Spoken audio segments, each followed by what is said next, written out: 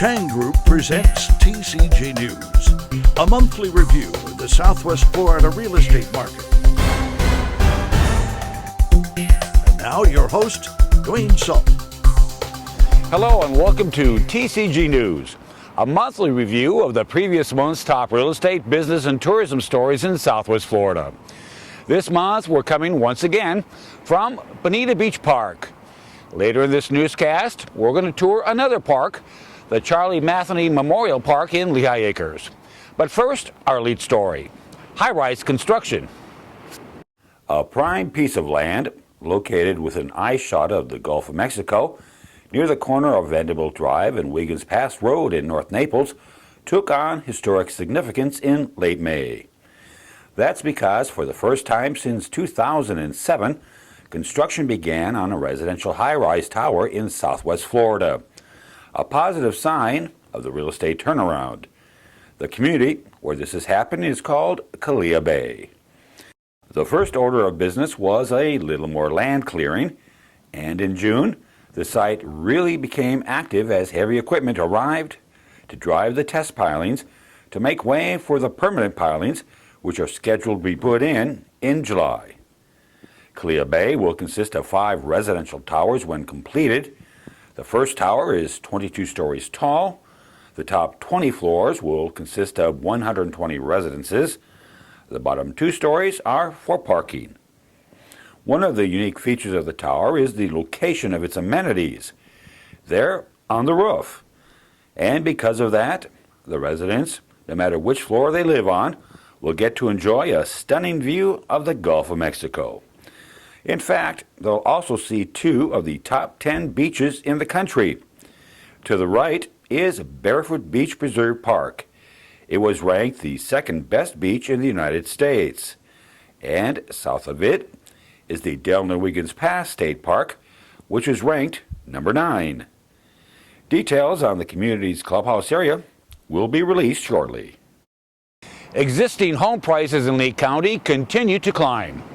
According to the Realtor Association of Greater Fort Myers and the Beach, the median sales price for a single-family home in Lee County was $217,250 in May. That's an increase of 11.4% from a year ago. The price range of homes seeing the biggest jump was those priced between $400,000 and $600,000. That segment of the market jumped 25%, comparing May of 2014 to May of 2015. Cash sales remain hot in Southwest Florida.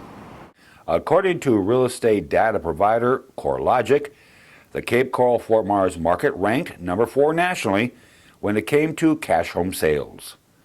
According to the company, 59.3% of all sales in the Cape Coral Fort Myers area were to cash buyers. That's down by 7.1% from the last survey.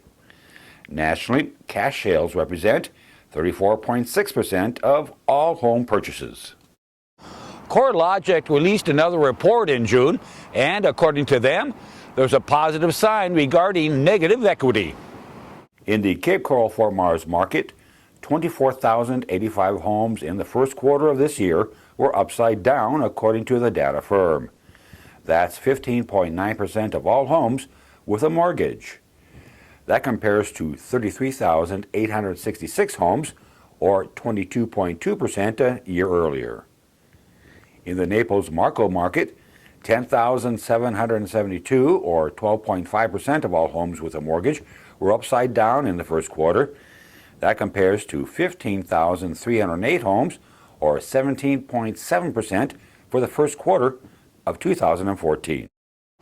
Florida continues to lead the nation when it comes to foreclosures. According to RealtyTrack, 1 out of every 409 homes in Florida are in the foreclosure process. Behind Florida is New Jersey, where 1 in every 482 homes are being foreclosed, with Tennessee taking the 3rd spot with 1 in every 485. Lee County's foreclosure numbers dropped in June. According to the Southwest Florida Real Estate Investment Association, 101 homes fell into foreclosure in Lee County last month. That compares to 131 homes in May and 187 filings in June of 2014. The number of single-family home permits pulled in Lee County rose slightly in June. Not including the city of Bonita Springs, 300 single-family home permits were pulled in Lee County last month.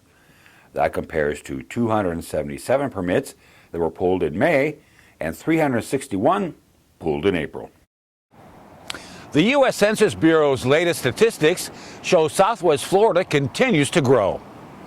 The report released in June, using data gathered a year ago, indicate Lee County's population grew by almost 10% when comparing April of 2010 to July of 2014. In April of 2010, Lee County had a population of 618,700. Today, it has a population of 679,500. Using the same time frame, Collier County's population grew from 321,500 to 348,700, or an increase of around 8%. If you plan to move to Southwest Florida and look for a job, a good place to start would be in Naples. A report released by the U.S. Conference of Mayors said the metropolitan area expected to see the most economic growth during the next year is Collier County, and specifically Naples. According to the group, the Naples economy should grow by 4.9%, and that leads the nation. The economic recovery and the aging baby boomer population looking to retire were given as several reasons for the honor. Naples isn't the only Southwest Florida city to get a pat on the back in June. Cape Coral also received some good news. Bankrate.com released its list of the top 10 best cities to retire, and Cape Coral made it. In fact, it was the only Florida city to do so. Cape Coral came in at number 8, with the Phoenix area taking the top spot.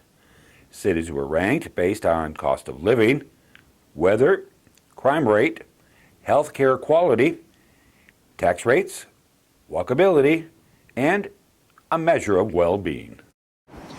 Every month we tour a for-sale home in Southwest Florida. This month we're profiling a 3-bedroom, 2-bath home in a highly sought-after neighborhood in Cape Coral. This 3-bedroom, 2-bath home has 1,622 square feet under air and 2,501 total square feet, and is located just a few minutes away from shopping plazas and entertainment venues.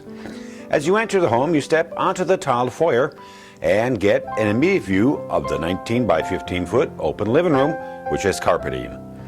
Connected to the living room is the formal dining room. It also has carpeting and measures 10 by 9.5 feet. The room also has a ceiling fan and light and a stained glass window. An opening in the dining room leads into the kitchen.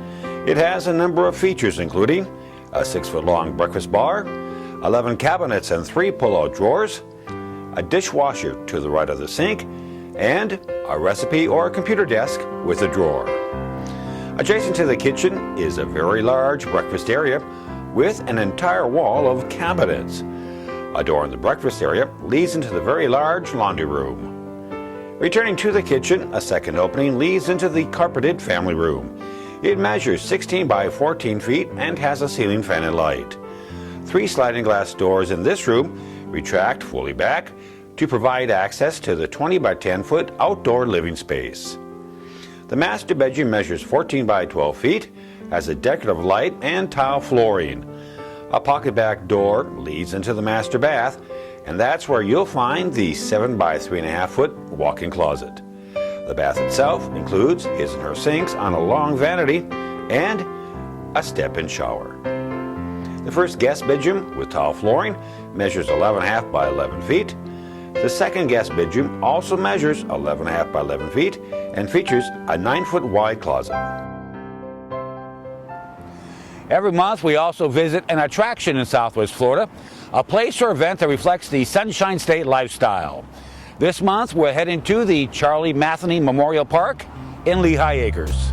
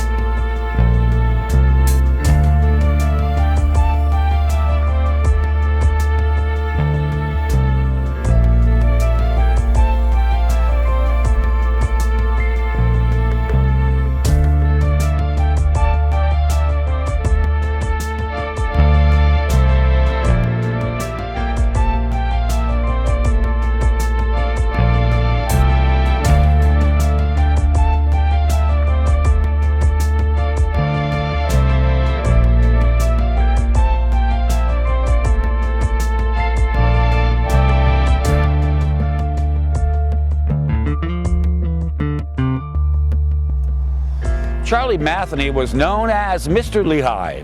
Not only did he help in the development of the town, but he ran the Chamber of Commerce and was dedicated to several community organizations. He truly loved Lehigh Acres, and as for the park that bears his name, well, what a fitting tribute. Well, that's our newscast covering the month of June. We'll be back around mid-August to review the real estate, business, and tourism news that occurred in July. Thanks for watching, and from everyone at the Chang Group and the staff at TCG News, have a great month.